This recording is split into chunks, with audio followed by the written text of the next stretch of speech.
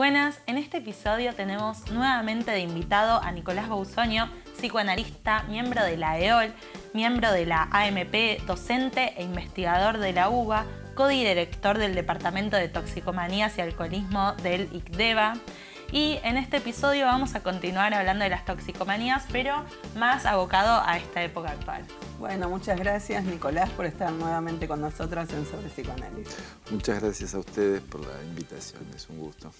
Bueno, para retomar lo que hablamos en uno de los primeros capítulos del podcast de toxicomanía, habíamos dicho que la toxicomanía era un síntoma de la modernidad. ¿Querés arrancar como por ahí? Sí, cómo no. La toxicomanía es como síntoma, se registra históricamente, digamos, por lo menos la psiquiatría lo ha definido como un cuadro clínico hace más de 200 años. O sea, gente que lleva el consumo de alguna sustancia al punto en donde eso implica un problema para su vida, que es la definición de la toxicomanía original, ¿no? Tiene más de 200 años. Ahora, lo que ocurre es que en la época actual,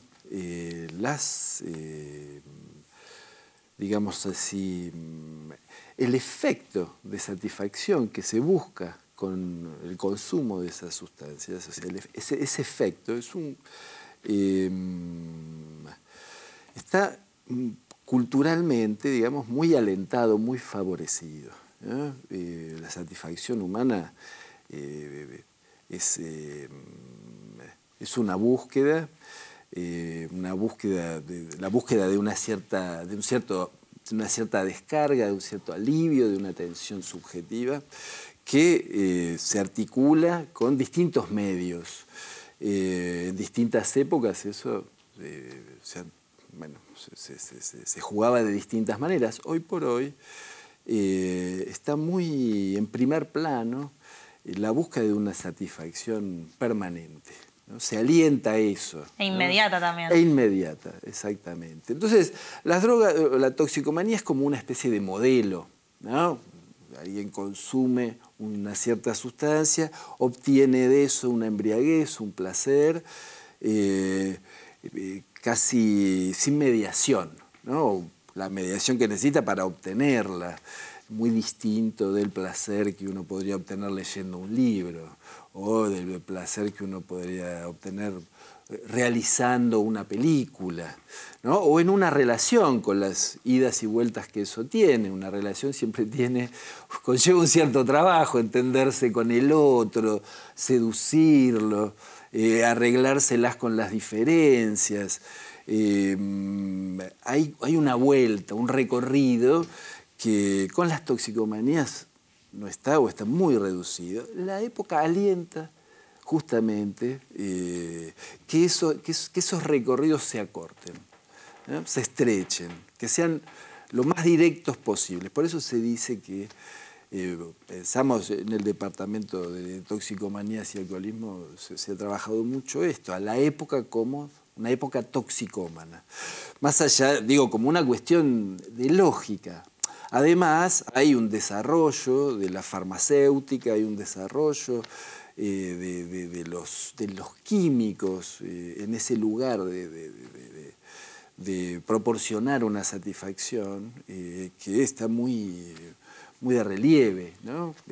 Cualquier sustancia va a ese lugar. Quizás en esto, ¿no? Que se suprime el malestar, que puede ser en la relación con el otro o en hacer una película, algo que a uno le satisfaga, todos los vaivenes, las idas y vueltas, las cosas que salen bien, las cosas que salen mal, pero también se suprime el tiempo, como si esperar estuviera malo, que no estuviera bueno, y me parece que el deseo tiene que ver con una dimensión de espera, y esto lo que hace es que se goce rápidamente, ¿no? Se goce ya, pero lo que se suprime es la cuestión más de deseo, de esperar que pase algo, ¿no? De todo eso, por ejemplo, cuando uno va a viajar y bueno, y esperar, ir preparando, todo lo bueno que puede también ser el tiempo, ¿no? Sin dudas, sí. como si eso no sirviera. Es más, hasta en un programa decían, quizás para el futuro, que nos traiga, que van a decir, ¿qué hacían esa gente moviéndose en el mundo de un lado para el otro? ¿Sí? Va a haber algo que se invente que nos haga viajar sin tener que tomarnos aviones. Ya está pasando, o sea, en la metaverso. inteligencia artificial vos te pones algo y ya es como que te teletransporta a otro lugar de alguna forma. Sí, o te construye el lugar. Te construye la realidad. No, de hecho existe, ¿no? Sí, sí, sí. Hay visitas a fábricas, a instituciones, a universidades, a través de lentes que producen la realidad virtual, toda la historia del metaverso, ¿no? Eso existe, no se sabe a dónde va a llegar, qué efectos puede tener. La verdad que es, yo particularmente no lo sé. Soy un poco escéptico, pero por ahí, por una cuestión de edad, ¿no? Porque hay cosas que me gustan y cosas que no. No sé, para los más jóvenes, qué incidencia puede tener o qué atractivo puede tener andar de paseo adentro de un anteojo. Pero bueno, no lo sabe. La verdad, no lo sabe. Bueno. Puede volverse adictivo porque efectivamente puede ser muy cómodo, puede proporcionar una satisfacción en el cuerpo inmediata, instantánea. Hay muchos desarrollos literarios y mucha ciencia ficción alrededor de eso que son, bueno, son la verdad que muy verosímiles, ¿no? Claro, no habría que esperar en el aeropuerto, no se te cancelaría un vuelo, no tendrías problemas con los de al lado que te molestan. Bueno. Todo es mucho más programable, ¿no? A mí me asusta un poco, lo tengo que decir, porque que a uno le construyan el mundo, la verdad que yo pienso quién lo construye, para qué lo construye, ¿no? Con qué intenciones. Se abre ahí toda una dimensión para, no sé, un espacio, una pausa, una cierta indefinición, ¿no? Pero efectivamente eso está y puede ser muy cómodo.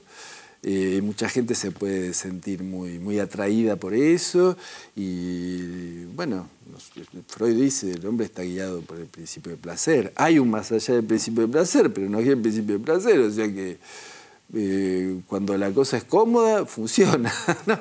Y hace falta a veces mucho tiempo para notar los efectos nocivos de algo cómodo, ¿no?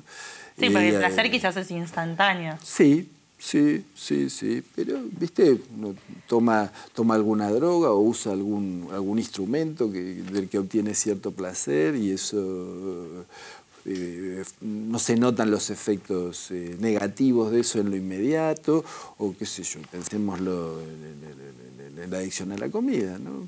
A alguien le gusta el dulce y come un poquito, y come un poquito, y come un poquito, total es rico, y cuando se dio cuenta pesaba 30 kilos más, y es todo un esfuerzo volver para atrás eso, a veces se puede, a veces no se puede. Uno queda enganchado a esa satisfacción, que es lo adictivo, es eso, ¿no? Ese enganche con una satisfacción que puede ser cómoda y que cuesta ver la falla que eso tiene, ¿no? Cuando eso falla, angustia, por supuesto. Difícil ahí también, ¿no? No se trata de hacer moral, no se trata de decirle, che, eso te va a hacer mal. Uno lo puede decir, pero... Quizás a veces lo dice el médico, la familia. Psicoanalista no es porque, me parece, no participe de eso, sí nos interesa que la persona viva y que esté bien, pero muchas veces lo que, ¿no?, tratamos de escuchar es, bueno, de qué se trata y por qué función está cumpliendo eso, ¿no? Entonces hay que correrse un poco de otras preguntas que quizás son más formuladas por otro, ¿no? ¿Y se podría decir que la toxicomanía es un estrago de la época? Bueno, la toxicomanía, como en esa lógica, es la modalidad de satisfacción de la época. Si uno ubica que lo tóxico no necesariamente es una sustancia que intoxica, ¿no? Lo tóxico se vuelve la satisfacción misma que se engancha a ese objeto. Y entonces el objeto puede ser cualquiera. Esa lógica en donde uno está enganchado a una satisfacción inmediata, compulsiva, sin rodeos, esa lógica es una lógica tóxica, es el paradigma del síntoma de la época. Cuando esa satisfacción desarticula la vida, se vuelve estragante, ¿no? El estrago, o sea, la definición de estrago es un malestar que desarticula, un sufrimiento que desarticula el mundo simbólico del sujeto, un sufrimiento sin límites que desarma el mundo y la vida de alguien. Ese tipo de satisfacción, sea con sustancias ilegales, con sustancias legales, sea con el juego, incluso, insisto, con la comida o con la tecnología, puede volverse estragante cuando alguien queda encerrado en su habitación sin poder dejar de jugar a la computadora, o cuando uno va al bingo y termina vendiendo la casa para obtener una satisfacción allí, hoy se dice una adrenalina, ¿no? Se le pone el nombre de una sustancia neurobiológica, no sé ni qué. Pero en realidad es una excitación que se consigue, un goce que se pone en juego en ciertas coordenadas. El que no se quiere renunciar, digamos. Exactamente, sí. Exactamente. Y hay que renunciar de alguna manera al goce para acceder más al deseo, ¿no? Lacan habla de esto, pero sí, si es puro goce no se accede a la dimensión del deseo y es tóxico. ¿Por qué? Si es puro goce no es deseo. Porque es una satisfacción que no invita a cierta espera y a ubicar cuál es el objeto para cada uno singular. Esto va muy en lo homogéneo o en el no poder parar y repetir y repetir y repetir. El deseo tiene que ver más con alguna condición, con alguna espera, con alguna dimensión de un acto, de hacer algo para que eso se produzca. Si uno está en una pareja donde hay deseo, no es que viene y todo el tiempo hay satisfacción, hay todo algo que se va construyendo. Un cortejo, ¿no? Sí. Un trabajo, un rodeo, ¿no? Una dirección, un sentido. La otra vez hablábamos de sentido.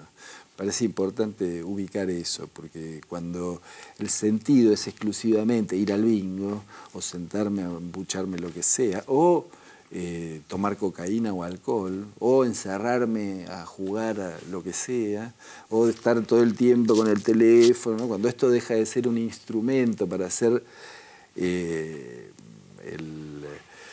objeto en sí mismo, esa dimensión del rodeo se pierde, del anhelo, de la espera. Y la destrucción de lazos, ¿no? Esto de la cuestión autoerótica que genera, que es uno con uno mismo todo el tiempo, o con el aparato más que con uno mismo, porque ni siquiera es con uno mismo en el sentido de estar trabajando uno algo, pensando, escribiendo, haciendo. No, es subyugado el aparato como pegado a eso, a una pantalla, por ejemplo. Sí, la idea además no es demonizar ningún objeto, ¿no? Pensaba que... Los usamos y necesitamos. Claro, sí. Exactamente. O sea, me acordaba, el primero que ubicó una función para la cocaína fue Freud. Freud descubrió que la cocaína tenía una función anestésica.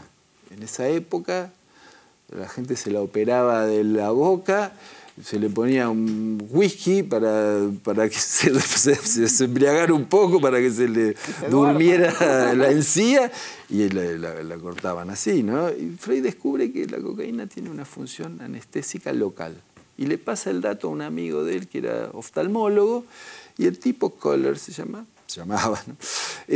Usa la cocaína como el primer anestésico local para una operación oftalmológica, ¿no? Entonces, esa sustancia fue extraordinariamente beneficiosa. Imagínense que para operarse el ojo antes, uno tenía que tratar de mantenerlo abierto. A partir de ahí fue posible, o sea que la sustancia fue muy buena.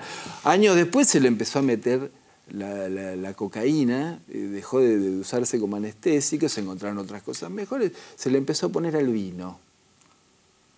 Y entonces se produjo la primera epidemia de cocaína en el mundo.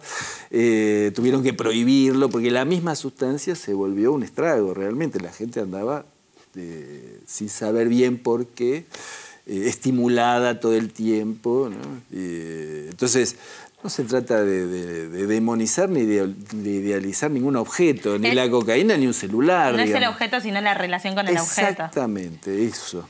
Hace eso, poco una película, Otra Ronda, ¿no? Es una película muy interesante porque es actual, ¿no? Bajo la consigna de viene uno y dice que leyó que determinado nivel de alcohol en sangre que no tenemos y que nos lo podemos procurar tomando es el que hace feliz a una persona, se lo dice son 4 amigos cincuentones, creo, más o menos, o cuarentones, y cada uno lo hace para ver si se pone más feliz y bueno, tiene todos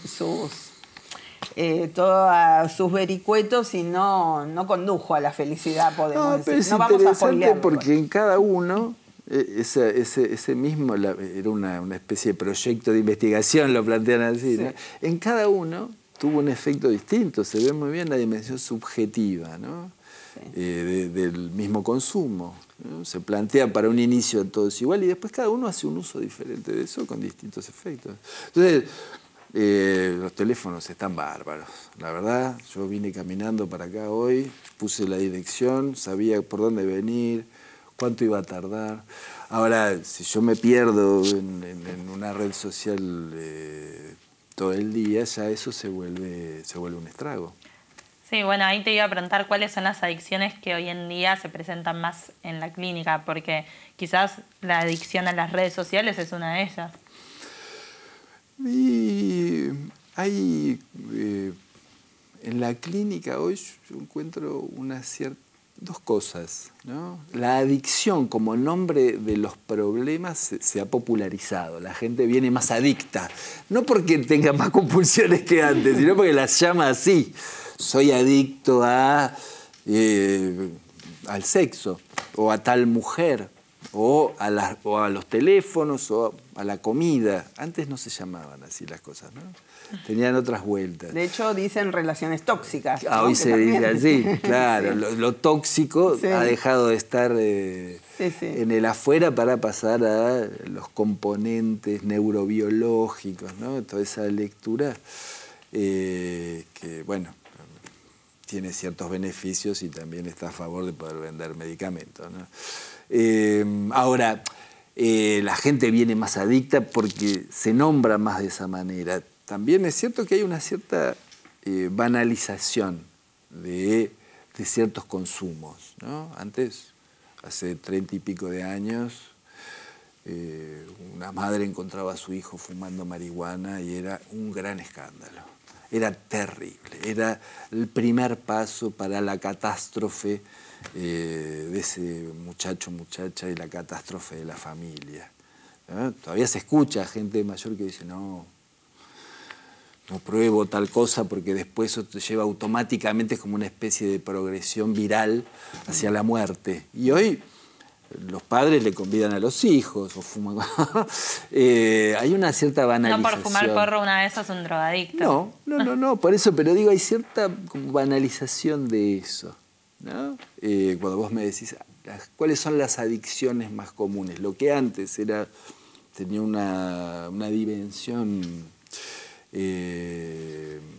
horrorífica, hoy tiene otro tono. No se considera problema. Pero, por ejemplo, la adicción virtual, quizás como está más popularizado, como eso de todos somos adictos al celular, pero ¿se toma como una adicción en sí o no? Sí, en algunos casos sí. En algunos casos sí. Sí. Más vale lo que uno encuentra es... bueno, hay instituciones que se dedican a eso, gente que no puede salir de una habitación porque está conectada 24 horas por día. Se conocen casos. Los gamers también, no sé, pienso, no pueden salir están jugando y no pueden frenar el juego por horas y horas y horas. Eso también tiene una dimensión instrumental, ¿no? Porque es una profesión. Hoy somos todos adictos al fútbol, ¿no? Hasta el mundial. Sí, claro. Un futbolista profesional, bueno, labura de eso. Un gamer Claro. tiene una dimensión instrumental eso. Ahora, si eso se padece, si eso es estragante, tiene sus matices. Yo tenía un paciente que había venido hace unos cuantos años ya, pero cuando esto empezaba, no era es el fenómeno que es hoy, pero lo que le estaba pasando era que como no podía dejar de jugar, entonces se dormía tarde, entonces faltaba el trabajo, entonces dejó el estudio, entonces le trajo toda una hecatombe de su vida. Y vino por eso, porque decía, están todos avanzando en la facultad menos yo tengo un trabajo chiquito que me da poca plata, estoy todo el día jugando, no puedo parar. Y para él fue una hecatombe. Entonces ni siquiera fue diagnosticado de afuera, porque la verdad que en ese caso estaba un poco solo, nadie le prestó tanta atención. Él se dio cuenta que se estaba perdiendo cosas de la vida en determinado momento, ¿no? Ahora hay cierta soledad a veces, ¿no? A veces quizás que no hace que no se den cuenta a veces los padres que por un lado están hipercomunicados y están en chats con otros del colegio, pero que a veces hay algunas cosas que se naturalizan con la época y cuando eso tiene que ser una señal de alarma. Sí, es un tema bien importante y bien serio. Sí, porque vos trajiste nos habías comentado de algo, no sé si querés comentar el tema del incremento. Estuvimos trabajando sobre eso en el seminario de toxicomanías y alcoholismo. Encontré una investigación de UNICEF que ubica, no es la única, hay otras, pero esa es la que parece más seria, en 2018, que ubica que hay un porcentaje de aumento, un 150% de aumento en las autolesiones e intentos de suicidio de púberes y adolescentes desde el 2012 hasta el 2018 es el estudio. Entiendo yo que eso ha continuado en esa proyección, digamos, ¿no? Y lo que se ubica, la investigación es una investigación sobre casos estadísticos, pero hace una cierta exploración, ¿no? Y lo que se ubica es la ausencia en algunos hogares, en la vida de algunos púberes, de figuras significativas, de adultos que puedan orientar de alguna manera, darle un sentido a la existencia de ese niño que, bueno, es necesario en ese punto. Nacemos, nos desarrollamos interpretados por otros, somos hablados por las palabras de otros. Como que los padres no están presentes. Los padres no están presentes, a veces están jugando en el celular. O bueno, o a veces hay formas de presencia que no prestan atención, ¿no? Porque puede ser que estén, pero estar es quizás poder conversar, poder hablar, poder saber qué le pasa y no quizás estar informado de todo lo que pasó en el colegio necesariamente, porque a veces el más informado puede ser el más desinformado en el sentido subjetivo de poder charlar un poco con su hijo o su hija, ¿no? ¿Qué le gusta? ¿Hasta dónde? ¿De qué manera? ¿No? Hace un tiempo salió una aplicación que se llamaba, no sé si existe, calculo que sí, Ruido Blanco, donde a los bebés se les ponía en el teléfono esa aplicación. Ruido Blanco, lo deben saber mejor acá que yo, es un sonido que uno lo escucha muy monótonamente, pero se usa para dormir a los bebés, ¿no? La diferencia entre ese instrumento y la canción de cuna, con la textura que tiene el lenguaje, el contacto con el cuerpo de la madre, de los padres, ¿no? Es una dimensión, la de la tecnología, que gana terreno, que es muy útil en un sentido, pero que también produce o está el riesgo de producir estos estragos verdaderamente, ¿no? ¿Estas alteraciones tienen que ver con una forma de llamar la atención de los padres o va por otro lado? A veces sí, cuando se manifiestan y se captan y se dirigen, sí, cuando hay padres a los que llamar la atención. A veces tienen más que ver con poder registrar alguna dimensión del cuerpo, ubicarle un límite a una excitación que desborda, que no encuentra ubicación, ¿no? Y entonces hace falta golpearse. Sí, la formulación de esto que escuché muchas veces, de lo que vos estás diciendo de esta manera, es: me dolía tanto algo, pero no podía expresarlo, y cuando me corté me alivié, ¿no? Formulaciones de así, otras, pero que van a ese punto, ¿no? Como localizar algo en el cuerpo. En donde, bueno, la palabra localiza cosas en el cuerpo, la interpretación localiza cosas en el cuerpo. Si eso no está porque hay un ruido blanco, bueno, hay que echarle mano a alguna cosa, digamos, ¿no? Esto, a ver, porque siempre está esta dimensión que puede sonar un poco moral, digamos. En esta época el sufrimiento se manifiesta así, ¿no? En otra época también había sufrimiento y también había problemas, ¿no? Nunca hubo tantos muertos en la humanidad como en la Primera y la Segunda Guerra Mundial, y ahí la gente moría por la patria, digamos, o se suicidaba por la patria, por un ideal, digamos. Sí. Qué sé yo, no me parece que eso sea mejor que ¿Y esto de qué forma lo podríamos vincular con las toxicomanías? Esto, decís... De las autolesiones. Es que cuando hablábamos de la época toxicómana, cuando hablábamos del modelo de satisfacción en donde se busca una satisfacción en el cuerpo por vía de una intervención real, ¿no? Sin los rodeos, sin las vueltas, sin el tiempo y las molestias que implica el deseo, digamos. Cuando hablábamos de eso, de alguna forma estábamos situando esto mismo, ¿no? Porque alguien que encuentra en un celular una excitación en la pantalla, no puede despegarse de eso, ¿no? De alguna forma está en esa misma posición, ¿no? Hay una excitación que produce la pantalla que, bueno, ¿no? Uno en el scrolling lo que se busca es cierta excitación que produce el enigma de qué vendrá, qué sigue, cuál es la próxima, sin importar mucho que sea lo próximo, ¿no? Entonces ahí hay algo que todo el tiempo busca cierto impacto mínimo.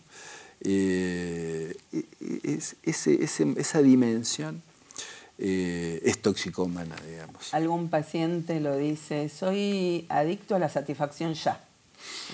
Soy adicto a la satisfacción. Ya ahí se dejó de lado cualquier objeto, lo que sea, la satisfacción. Pero ¿quién no podría sentirse identificado con esa frase, Alberto? Bueno, lo que pasa es que cuando uno identifica que esto está haciendo un estrago en su vida y no cierto modo contemporáneo con el cual convivimos un poco y otro poco nos retiramos, ahí es el punto, me parece, donde uno dice, bueno... Sí, uno puede decirlo, pero al mismo tiempo llega un momento en que eso cansa. La satisfacción ya todo el tiempo, llega un momento en que agota. Aburre que sea tan fácil. Empobrece el deseo.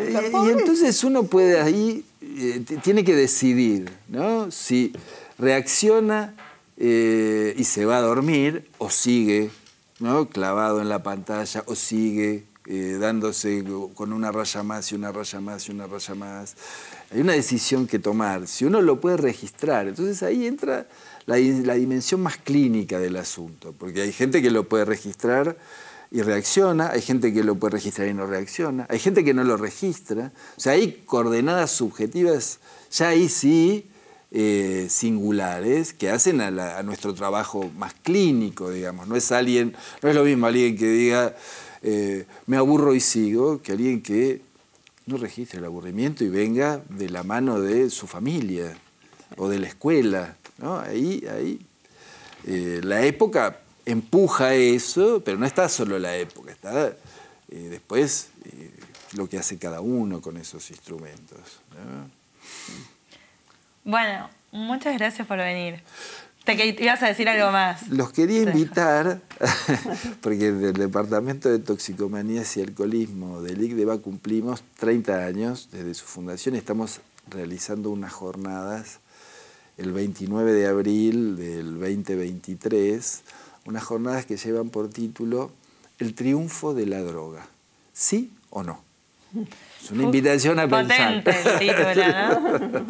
Es una invitación a pensar, potente, decimos. Me alegra que lo digas, vos especialmente con tu juventud, que te suene así. Así que, bueno, nos gustaría que la gente interesada participe y esté presente allí y converse con nosotros sobre la actualidad del tema. Bueno, muchas gracias. Súper interesante. Muchas gracias a ustedes. Gracias.